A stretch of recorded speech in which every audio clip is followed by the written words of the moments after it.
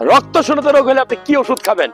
Multivitamin, zinc tablet, iron, folic acid. আমি বলবো এই ঔষধ না খেয়ে আপনি কিছু খাবার খাবেন।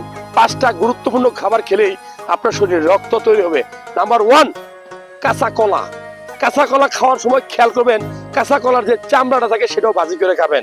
এখানে প্রচুর হিমোগ্লোবিন এবং আপনার শরীরে আয়রন তৈরি করবে এই কাঁচা কলা। নাম্বার 1। নাম্বার 2, আপনি বিটরুট খাবেন। নাম্বার 3, আপনি লাল শাক খাবেন। নাম্বার 4, আমি বলবো যে আপনি কলিজা, যে কোনো কলিজা, গরু, মহিষ, ছাগল, ভেড়া, না পাইলে মিনিমাম মুরগির কলিজা আপনি নিয়মিত খাবেন। নাম্বার 5, আপনি ডিম খাবেন, ডিমের কুসুম খাবেন।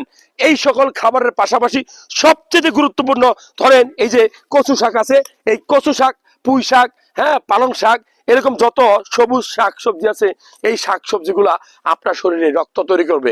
ভালো লাগলে এই তথ্যগুলা শেয়ার করবেন।